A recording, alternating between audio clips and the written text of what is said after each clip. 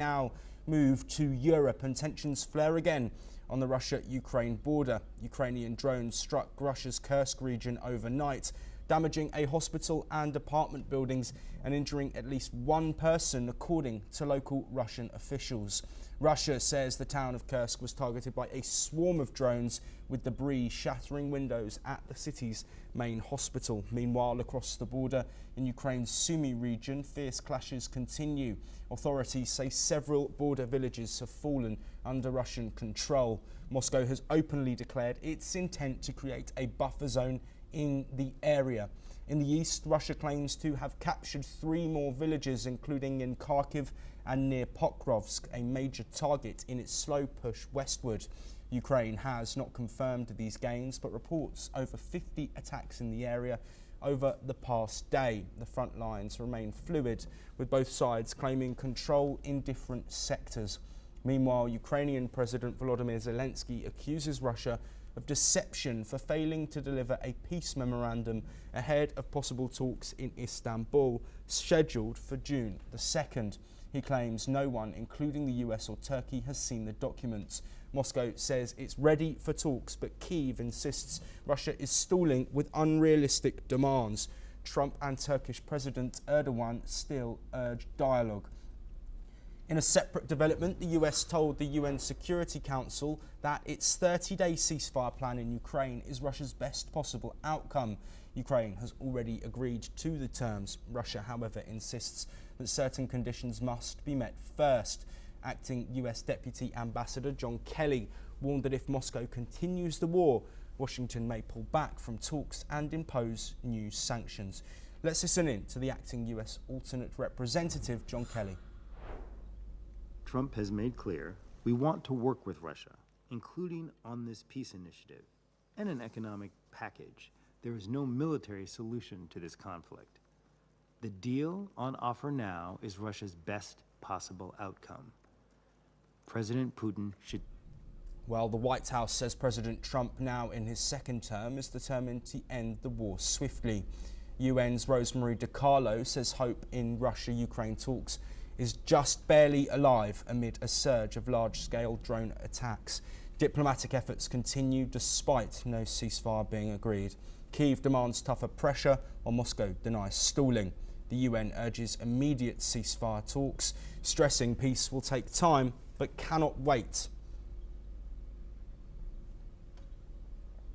Moving back to North America, a federal judge in Boston has extended an order blocking the Trump administration from stripping Harvard University's ability to enroll international students.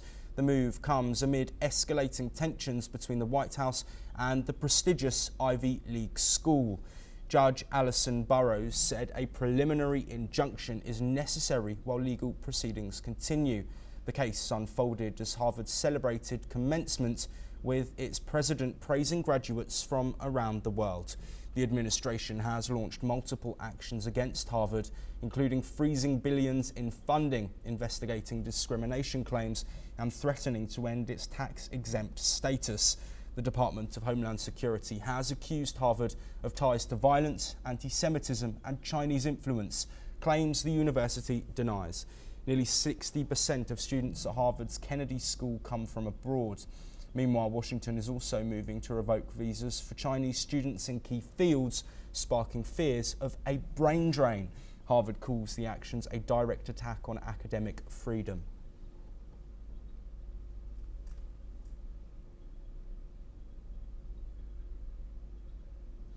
Staying in North America, a former personal assistant to Sean Diddy Combs testified in his sex trafficking and racketeering trial. The assistant, identified as Mia, stated it was impossible to refuse Combs' demands. She testified that she worked for extended periods without sleep at his instruction. Mia, who was given anonymity, described incidents where Combs shouted at her and allegedly threw a computer in anger. She also accused him of sexual assault on multiple occasions. She indicated that she felt unable to resist due to his influence and feared damage to her reputation if she refused. According to Mia, Combs' power was such that even law enforcement appeared unable to challenge him. She noted these events occurred prior to the hashtag #MeToo movement. Combs is charged with racketeering, sex trafficking and transporting individuals for prostitution. He faces life imprisonment if convicted on all counts. He pleads not guilty and denies these charges. His defence team acknowledge his past behaviours and unconventional sexual conduct. We head back to Europe now, and a 53-year-old man has been charged in connection with a vehicle crash that injured dozens during a Liverpool Football Club Premier League victory parade. The man, Paul Doyle, faces 7 offences. Let's take a listen. Heard from our CPS colleagues, the man arrested by Merseyside police following the incident on Water Street has now been charged with 7 serious offences. Doyle faces charges including dangerous driving and multiple counts of causing and attempting to cause grievous bodily harm with intent. Police say Doyle drove into a crowd, injuring 79 people, 7 of whom remain hospitalised. Now identified as a local businessman, father of 3 and former Royal Marine, Doyle is set to appear in a Liverpool court later today. Authorities have ruled out terrorism, calling it an isolated incident. Heading to the Indo-Pacific region now, French President Emmanuel Macron arrived in Singapore for a 2-day state visit to mark 60 years of diplomatic ties between the two countries. This visit is the final stop in his Southeast Asia tour, following trips to Vietnam and Indonesia. Macron will be welcomed with a ceremony at Parliament House and meet President Tharman Shanmugaratnam.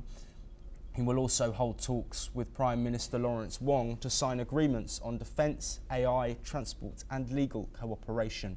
The two leaders aim to upgrade their relationship to a comprehensive strategic partnership focusing on digital economy and multifaceted cooperation.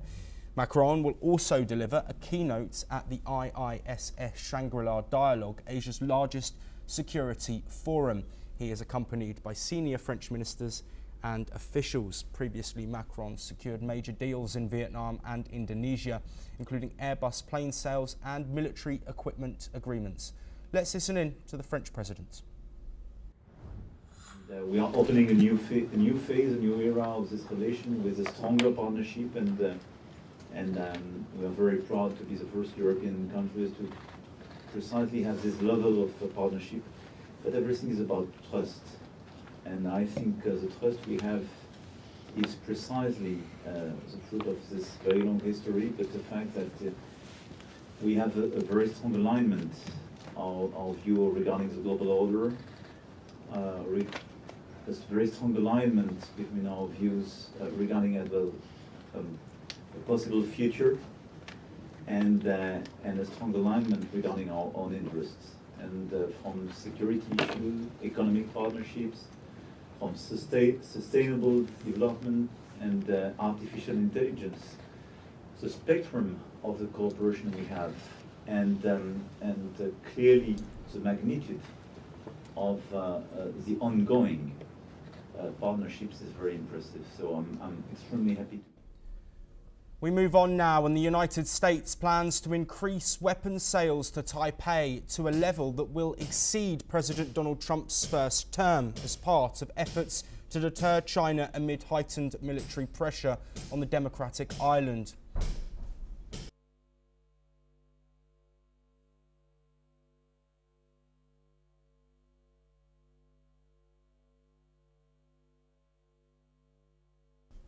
Well, that's all we have time for. We'll continue